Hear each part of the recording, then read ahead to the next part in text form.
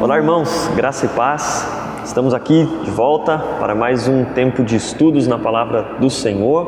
Contribuir aí com a sua vida. Comigo, Pastor Marcelo. Olá, meus irmãos. A graça e a paz do nosso Senhor e Salvador Jesus Cristo seja conosco. Amém? Amém. Irmãos, nós vamos começar esse tempo orando. Eu vou pedir para o Pastor Marcelo fazer a oração. Vamos orar. Aí depois eu leio o texto para que Deus ilumine esse tempo.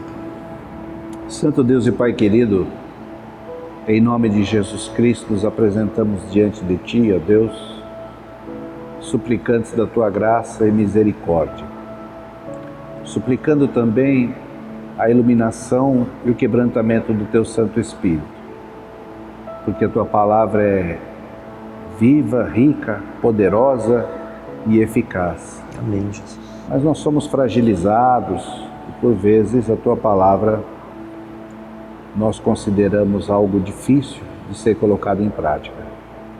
Por isso precisamos, ó Deus, da instrumentalidade do Teu Santo Espírito nas nossas vidas, para que ela seja algo admirável e verdadeira no nosso dia a dia. Ajuda-nos, ó Deus, nessa caminhada, em nome de Jesus Cristo. Amém. Amém. Bom, irmãos, antes da gente ler o texto, gostaria de lembrar e pedir para que você curta esse vídeo, que você, se ainda não se inscreveu, se inscreva aí nos nossos canais também e ajude compartilhando esse conteúdo também. Às vezes as pessoas assistem, gostam muito, dão bons feedbacks pra gente e a gente acha que a maior demonstração disso é que a gente vai compartilhar essa palavra, fazer que ela chegue a outras pessoas. Então, nos ajuda aí a divulgar esse conteúdo também. Acho que tem alguma coisa, algo interessante no nosso canal no YouTube, porque a gente percebeu que a gente completou 200 vídeos de conteúdo no canal. Hoje, nós temos mais vídeos do que seguidores. Do que inscritos, é verdade. Do que inscritos no canal, né? Então seria muito legal. Esse canal é nosso, não é um canal meu e do Samuel. É um canal nosso, né? Se nós compartilhássemos o nosso conteúdo, incentivando outras pessoas a se inscreverem no canal também, né? Boa. Para que a gente sempre tenha no canal mais inscritos do que vídeos, né? Exatamente. Porque daí a gente fica estimulado também a produzir mais vídeos para poder dar mais conteúdo de qualidade, conteúdo na palavra de Deus para as pessoas. Então, se você faz parte também aí desse canal, faz parte da nossa igreja, esse canal também é seu, nos ajuda a divulgar o nosso canal, né? Queridos, nós estamos tratando de um tema, esse é o segundo vídeo da série Renovação da Mente para a Transformação da Vida. Nós, enquanto cristãos, acreditamos nessa necessidade de constante transformação, né, pastor? E a palavra de Deus nos diz que a transformação que Deus promove em nós começa a partir de uma renovação da mente, a partir de uma troca das coisas que nos influenciam, das coisas que alimentam as nossas motivações, valores, princípios. E a partir disso, então, a partir desse tema, nós estamos conversando. E hoje a gente vai ler um texto aqui e conversar um pouco a respeito dele. O texto encontra-se no livro de Josué, capítulo 1, e eu vou ler o versículo 7 e 8, que dizem assim: Somente seja forte e muito corajoso, tenha o cuidado de obedecer toda a lei que o meu servo Moisés lhe ordenou. Não se desvie dela nem para a direita nem para a esquerda, para que você seja bem-sucedido por onde quer que andar. Não deixe de falar as palavras desse livro da lei e de meditar nelas de dia e de noite, para que você cumpra fielmente tudo o que nele está escrito. Só então os seus caminhos prosperarão e você será bem-sucedido. Amém. Amém. Pastor, a gente, nessa caminhada, né, pensando, refletindo sobre a renovação da mente para que a nossa vida seja transformada, a gente já conversou um pouco sobre isso, mas hoje a gente vai falar um pouco dessa luta, né, essa dificuldade que a gente tem. E às vezes a gente se apega a alguns mitos, né? O mito, por exemplo, de que nossos pensamentos são incontroláveis, de que a gente não consegue dominar, que a gente não consegue controlar as coisas que estão na nossa mente. O que a gente pode afirmar a respeito disso, né? A primeira coisa que eu posso afirmar com relação a isso é que a primeira vez que isso foi influenciado na nossa mente não veio da parte de Deus, veio da parte da serpente no Jardim do Éden. Bem lembrado. Essa ideia não é uma ideia que nasce no coração de Deus. Essa ideia é uma ideia que nasce na malícia da serpente. Quando ela conversando lá com a Eva, fala sobre o fruto e diz lá, né, que a Eva viu que o fruto era desejável, mas era desejável, mas a mulher e o homem se controlavam, porque havia uma ordem, havia um mandamento. Não significa que eles não tinham até o desejo, a vontade de experimentar aquilo, né? O fruto estava lá, vendo todo dia. E eles se controlavam. Enquanto eles obedeciam a Deus, eles se controlavam. Aí a serpente vem, a primeira vez a gente vê isso na Bíblia. A serpente chega com uma conversa de que você não precisa controlar os seus impulsos, de que você não precisa controlar os seus desejos. Pelo contrário, você pode se deixar controlar pelos impulsos e se controlar pelo desejo. Ainda que seja uma ideia muito forte na nossa cultura, a primeira vez que ela aparece numa cultura judaico-cristã, que a gente é dessa cultura, né? Então, em termos históricos, ou teóricos, ou teológicos, ela surge na boca da serpente, sim, não nos lábios de Deus, né? Então, logo de cara, algo para se tomar muito cuidado com essa afirmação. Exato, então é essa questão, né, que o controlar a mente passa por essa decisão, né, de dar vazão, de incentivar ou de alimentar determinados pensamentos, né? Ou seja, a gente coisas ruins, pensamentos maliciosos, pensamentos que não provêm da vontade de Deus, podem de alguma forma passar por nossas cabeças. E de fato nós vivemos numa cultura que tem essa lógica, né? Você tem que dar vazão a todos os seus desejos, não pode se negar a nada. Então, inevitavelmente, essas coisas vão passar por nossa mente, e dominar a mente ou controlar e promover essa renovação é não alimentar esses pensamentos, para que eles não ganhem força e não deem vazão, né? Tem um texto de Filipenses, capítulo 4, versículo 8, né? Onde Paulo escreve, né, que se alguma coisa for pura, for amável, for louvável, pense sobre elas, medite nelas. Pensem nessas coisas. Pensem nessas coisas. Ou seja, aliás, avaliar, né, as coisas que a gente está pensando. Aliás, se você quiser aprofundar um pouquinho nesse texto que o Samuel falou, vai lá na nossa playlist. Eu usei esse texto, meditei com esse texto no sermão. Hoje é dia 24. Hoje é 24. Hoje é dia 24. Então vai lá no dia 17, tem o culto lá do dia 17. O texto que eu usei para meditação no culto foi esse texto de Filipenses 4:8. Faz assim, ó, vai aparecer o link aqui em cima. Ó, nesse link, clica nesse link, é o texto de Filipenses 4:8. Lá, é que aqui a gente vai passar mais rápido, mas lá eu aprofundei um pouco mais nesse texto. É isso aí. Então essa questão, né? Quando a gente fala que a gente não pode, ou que a gente não tem essa capacidade, eu não consigo controlar minha mente, controlar meus pensamentos, a Bíblia vem dizer que sim, a gente tem essa capacidade, a gente pode escolher as coisas que estão dentro da nossa mente. E quando nós vemos a trajetória da vida enquanto cristãos, né, o momento de transformação, de conversão, de novo nascimento, a partir daquele momento a gente passa a se alimentar de uma nova fonte. Porque, de fato, são muitas as influências que nós recebemos diariamente nas nossas vidas, boas e ruins, e em determinado momento a gente precisa entender que precisamos buscar coisas boas, buscar boas influências, estar diariamente meditando na palavra de Deus, é o que a Bíblia sempre nos orienta a isso, né? E o texto que a gente acabou de mencionar, né, que a gente leu como base para esse texto, né, que Josué fala, né, é ser forte, ser corajoso para buscar, para obedecer, para meditar e para fazer com que isso faça parte da nossa mente, né?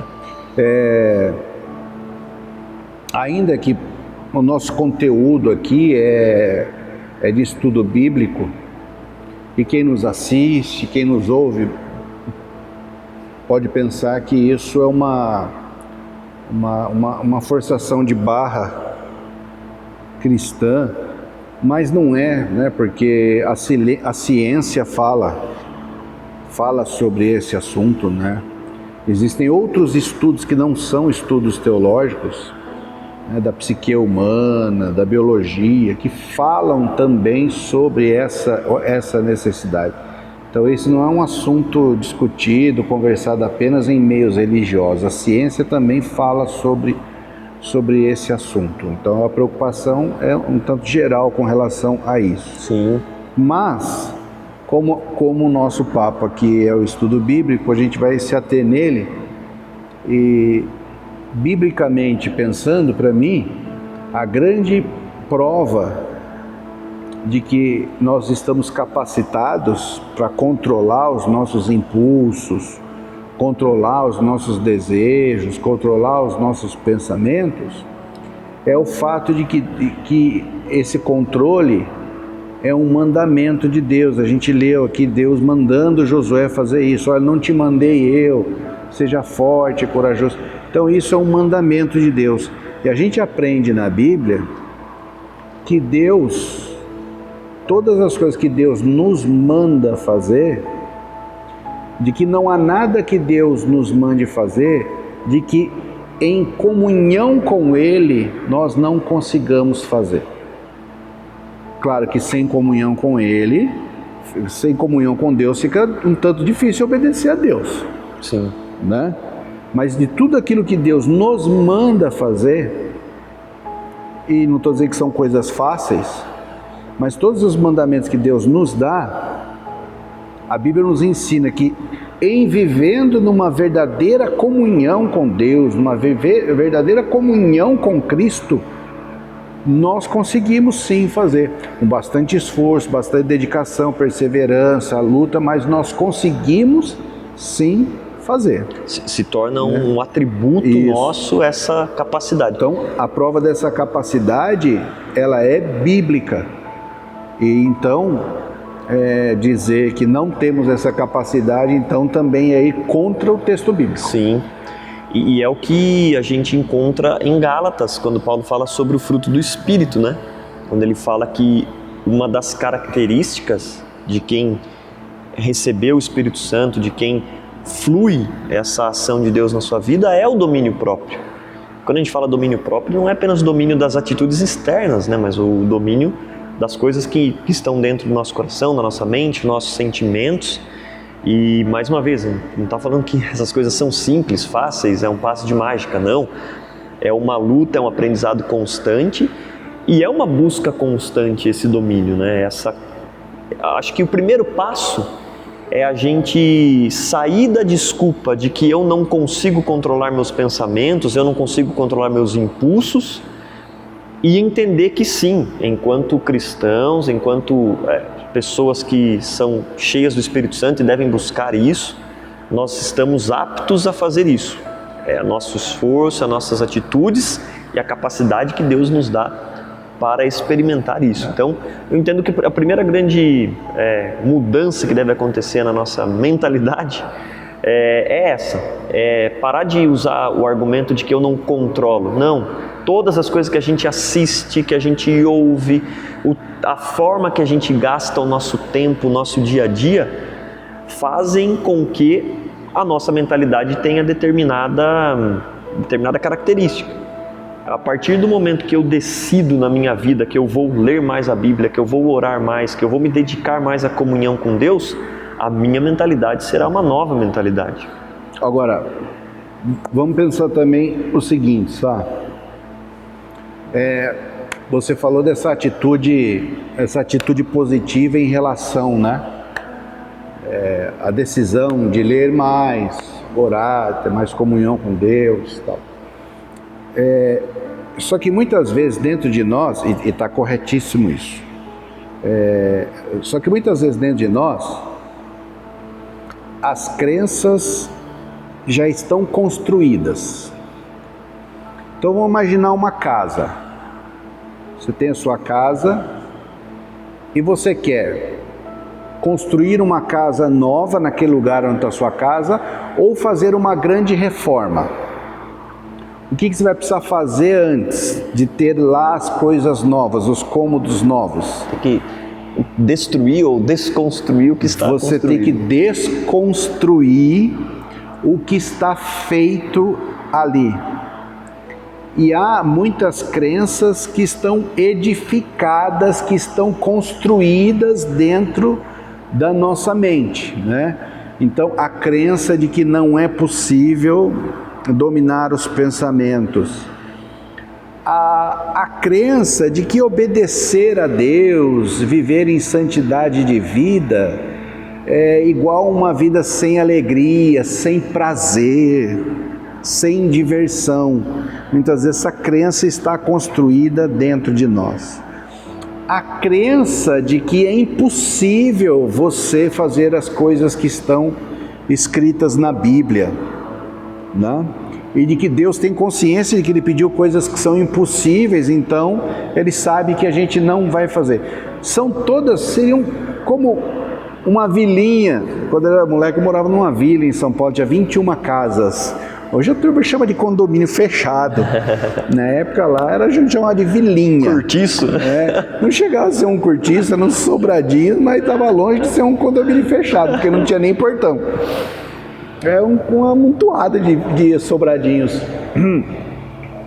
Então a gente tem uma vilinha dentro da nossa cabeça, né? Com cada uma dessas casinhas sendo uma dessas crenças, né?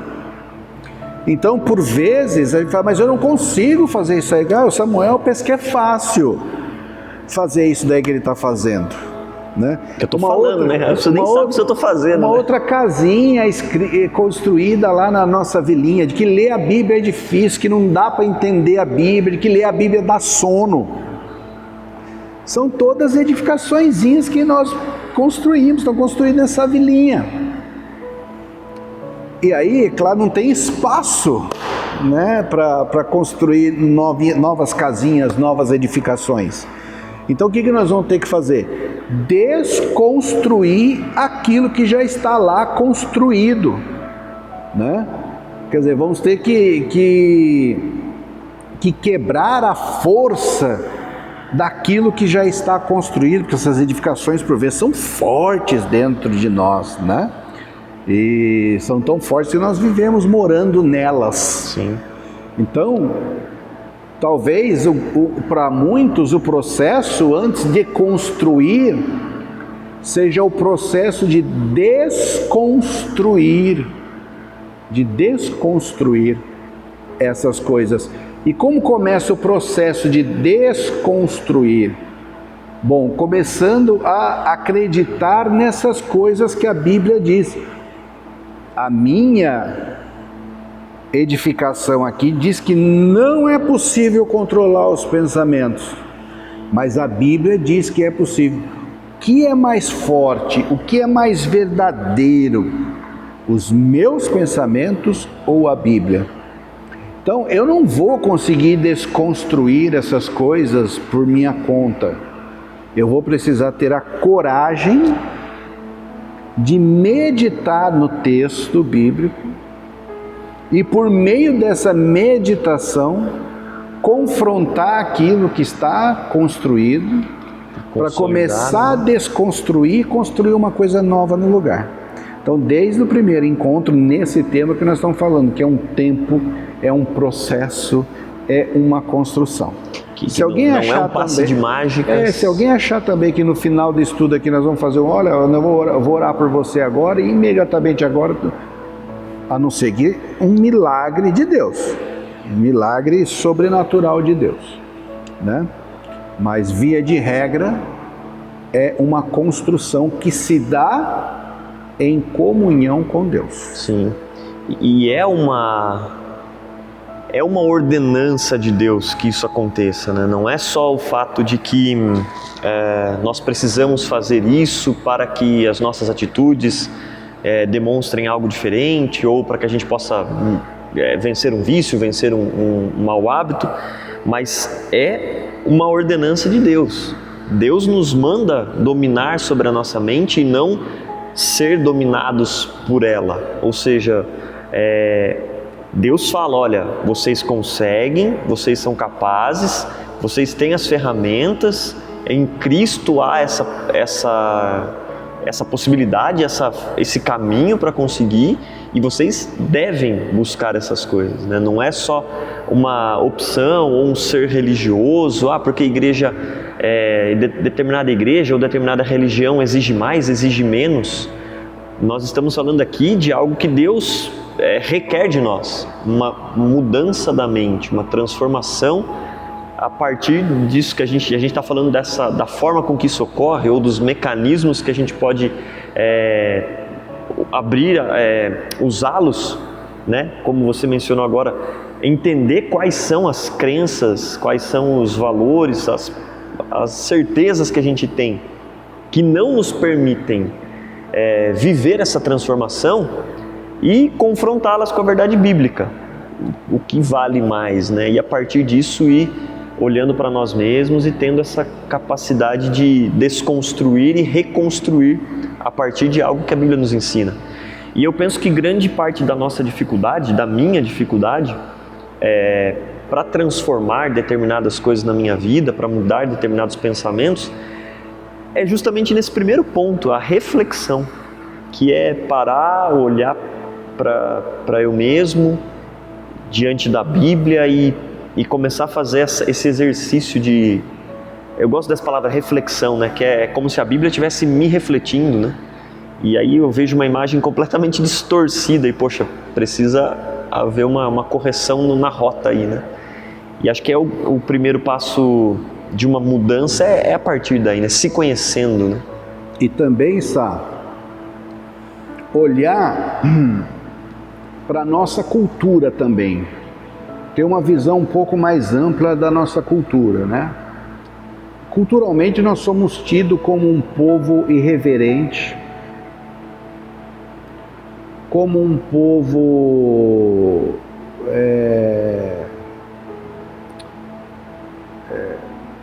desobediente, não muito dado à disciplina, como em outras culturas, né? Eu me lembro assistindo um pequeno vídeo do escritor Ariano Suassuna, autor do Alto da Compadecida, e ele falando, né, que ele falou assim que claro, de maneira lúdica, como uma anedota, ele dizendo assim que determinados movimentos só foram impossíveis de acontecer, por exemplo, na Alemanha, como nazismo, fascismo, na Itália, porque o povo europeu é muito mais disciplinado do que o povo brasileiro, muito mais obediente. Então ele diz assim, essas coisas não seriam possíveis de acontecer no Brasil. Uma coisa dessa no Brasil em 6 meses virava piada, pela irreverência do povo. Pessoal, não estou defendendo nenhuma coisa desse tipo não, tá? Eu estou falando de uma fala de um autor que eu ouvi falando como uma anedota, tá bom? Não tem nada defendendo, pelo amor de Deus, ouça do jeito que está sendo dito. Então, o texto diz sobre obediência. Samuel, nós temos uma dificuldade gigantesca com a obediência, mas de coisas simples. Falou em obedecer, a gente já se fecha. Uma coisa simples, Samuel. Sou pregador, você é pregador. Então você vai pregar num lugar, você está falando para as pessoas e aquele... As pessoas não ouvindo e conversando enquanto você fala. Você não fala nem em tom de ordens, fala em tom de pedido. Mas, gente, vou pedir para vocês fazer um pouquinho de silêncio, prestar atenção no que eu estou falando. Eu garanto para você, só com esse pedido, você já perde metade da plateia. Porque soa... Criar um bloqueio, né? Bloqueio. Um pregador que eu gosto muito, Messias Anacleto, fala, fecha o filtro. Porque soa para as pessoas como uma ordem. E nós temos uma dificuldade gigantesca com a ordem. Naquele momento, o que acontece? As pessoas ficam quietas, mas pelo menos metade já não te ouve mais. Por quê? Porque não quer te obedecer. Eu não estou brincando, eu não estou chutando isso não. Isso é estudo que é feito, tá bom? É assim, nós temos uma dificuldade gigantesca. Então quando o texto diz assim, não te falei eu, obedece a lei, obedece a palavra. Ah, muita gente já puxa, não tem mais cordinha, né? Antigamente andava de ônibus, você puxava uma cordinha para poder dar o sinal de ser no ponto. Muita gente já puxa a cordinha, vou descer desse ônibus porque no ônibus da obediência eu não ando. Não quero mais. É. E o começo do texto fala, né, no versículo 7 que a gente leu, né, quando Josué está falando ao povo, né, Deus falando através dele, seja forte e corajoso. E lá no 9, ele repete, né, não fui eu que te ordenei, o Senhor falando, seja forte e corajoso, porque vai exigir de nós, para a obediência, para a disciplina, é quebrar, é desconstruir, é quebrar velhos hábitos, velhas certezas que vão exigir de nós essa força, essa coragem. E se para fazer a mudança exige-se força e coragem, para não fazê-la existe fraqueza e covardia. Ou eu diria que é ali o oposto, né? Poxa, não querer a mudança, e não adianta, enquanto cristãos a mudança não é uma opção. Vou ficar aqui que está tudo bem. Não, a mudança, a transformação constante é uma característica e é uma busca que o cristão deve ter. E para isso há necessidade de empenhar força, ou seja, energia, é batalhar, é lutar contra os que vão, nós mesmos muitas vezes, e coragem. Porque não é algo para os medrosos, não é algo para os covardes, é algo para os corajosos. E é interessante que o Josué reafirma isso, né? No começo da fala, sejam fortes e corajosos. E aí no final, não fui eu que te disse isso, seja forte e corajoso. E tem uma coisa, muita gente, tomara que seja muita gente que assista, Amém. que ouviu isso que você acabou de falar, de fraqueza e covardia, já ficou bravo com você. Já ficou bravo. A gente pode ficar bravo uns com os outros, só não precisa ficar para sempre. Mas Samuel, muita gente, e você conversando com muita gente que defende essa ideia da não mudança, da impossibilidade, do isso, aquilo. Se a maioria delas estivesse vivendo uma vida saudável, física, emocionalmente, espiritualmente, relacionalmente, estaria ótimo. Boa parte dessas pessoas, não é feliz. Não é saudável fisicamente, não é saudável emocionalmente, não é saudável espiritualmente, não é saudável relacionalmente. Ou seja, estão vivendo uma vida que não é a melhor, nem de perto a melhor vida que poderiam viver. Mas abraçaram essa vida e desistiram de fazer qualquer coisa para mudar. Como desistiram de fazer qualquer coisa para mudar, você precisa dizer alguma coisa. Então o que eu vou dizer daí? Tá bom. Que a mudança é impossível, então eu tenho que me contentar. Por isso é um ato de coragem. Sim. É vencer essa expectativa de que é impossível. É preciso coragem para viver uma vida abençoada e feliz em Deus. Sim. Uma vida abençoada e feliz em Deus não é só uma bênção, é uma bênção desfrutada pelos que têm coragem em Cristo Jesus. Amém. De viver essa vida. Amém. Abençoada e feliz em E quando Cristo. a gente vê os grandes exemplos de fé, os grandes exemplos de testemunho da fé, nós temos essas características, né? De coragem, de força, de enfrentamento, de não acomodação, né?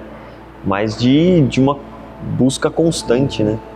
E para a gente caminhar para o encerramento, né, dessa parte dos estudos, eu penso que hoje a grande reflexão que a gente pode fazer a respeito do tema, né, a respeito da transformação pela renovação da mente, é que sim, somos capazes, temos essa capacidade. A transformação da mente não é impossível. E nós, mais uma vez, trazendo para o nosso ambiente, nós estamos falando com cristãos, pessoas que foram alcançadas por Cristo, capacitadas pelo Espírito Santo. Então, se a desculpa, o argumento de que eu não consigo, eu não posso mudar minha mente, eu não tenho tempo para ler a Bíblia, eu não tenho tempo para orar, se esse é o argumento, né? Se essa é a desculpa, pense pelo menos a respeito de que não depende de você, é a ação de Deus, é a ação do Espírito Santo na sua vida. E começa a fazer algo para que dê vazão a essa ação do Espírito Santo. Eu gosto quando Paulo diz, né, sejam cheios do Espírito Santo, e Paulo fala nesse tom imperativo mesmo, né, façam isso, sejam cheios do Espírito Santo. E na sequência ele diz como, né, lendo a Bíblia, tendo comunhão com os irmãos, cantando hinos e vivendo a vida de uma forma que ele vai ali elencando, né. Então, está ao nosso alcance fazer a transformação da mente, a transformação da vida e ser cheio do Espírito Santo, né? É isso aí. É isso aí, pessoal. Nós não encerramos o assunto, porque ainda vamos continuar falando bastante sobre isso, mas nós queremos mais uma vez agradecer a todos que nos acompanham, pedir que você se inscreva no nosso canal, curta o vídeo e compartilhe, mais uma vez a gente pede, nos ajuda a divulgar essa mensagem. E a gente fala aqui de muitas coisas, né? Mudança de comportamento, mudança de atitude, no que vocês precisarem, contem com a gente também. Aí nos comentários vocês podem deixar sua mensagem, podem entrar em contato com a gente. A gente, enquanto pastores, né, a gente tem esse chamado, né? Ajudar, equipar os cristãos para que sejam cada vez mais transformados aí pela ação de Deus, pela sua palavra. Beleza? Beleza. Eu só dizer uma última coisa para você. Os vídeos que eu e Samuel gravamos, eles são muito desafiadores. Para nós, principalmente. Para nós. E nós não estamos falando para você apenas, estamos falando para nós. A dificuldade que você tem é a dificuldade que nós temos também. Mas eu sei que você vai encontrar por aí vídeos que vão trazer uma motivação bem diferente. É uma motivação que acolhe o jeito que você é, sem desafiar para nenhuma mudança. Tem bastante desses vídeos por aí, com cunhos evangélico, cristão. Eu trabalho com isso. Samuel trabalha com isso. Se isso de verdade funcionasse mais do que poucas horas ou poucos dias, você pode ter certeza absoluta que nós traríamos esse conteúdo para vocês.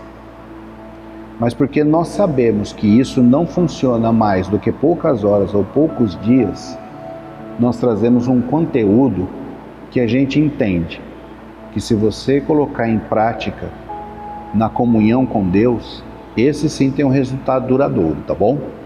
Então é desafiador mesmo, porque é esse desafio que, quando realizado, traz frutos, bons frutos e duradouros, tá bom? Amém. Vamos orar para terminar então? Eu vou orar? Isso aí. Querido Pai, nós agradecemos ao Senhor, ó Deus, por esse tempo de meditação na Tua Palavra, por esse tempo de conversa, Pai.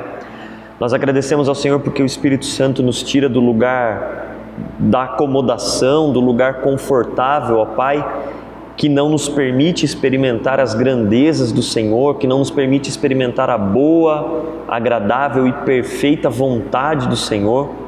E o Senhor nos incomoda, Pai, a mudar hábitos, a mudar atitudes, a desconstruir crenças equivocadas para construir, ó Pai, aquilo que de fato vai nos trazer vida, Amém. Que de fato vai trazer transformação para nós. E nós queremos pedir, ó Pai, que esse conteúdo, esse vídeo, esse material que a gente produz, ó Deus, não seja apenas algo que vá promover o nome da igreja, que vá promover os nossos nomes, mas que seja algo que leve transformação para a vida das pessoas e que dessa maneira o nome de Cristo seja mais conhecido, o nome de Cristo seja glorificado, Pai. Que em nome de Jesus, ó Pai, o desafio que nós lançamos para as pessoas, ó Pai, o enfrentamento que muitas vezes as nossas palavras levam aos corações, ó Pai, sejam primeiro, Senhor eterno, os enfrentamentos, os desafios, os confrontos em nossos corações, Pai, para que aquilo que a gente fale com verdade, aquilo que a gente fale por experiência própria, Deus. E se algo que aqui a gente fala, a gente ainda não pratica, Deus, em nome de Jesus, nos capacita, nos movimenta, nos impulsiona, Pai, para viver algo novo, algo diferente, que vai transformar de fato as nossas vidas. Eu oro ao Senhor, peço que esse vídeo seja uma bênção na vida de todos, ó Pai, Amém, que ele alcance muitas pessoas e que nós possamos, Deus, continuar fazendo a Tua obra em nome de Jesus. Amém. Amém, Jesus. Obrigado, pessoal, agradecemos e esperamos você no próximo vídeo. Até mais. Obrigado, meus irmãos, queridos, queridas. Até o próximo encontro.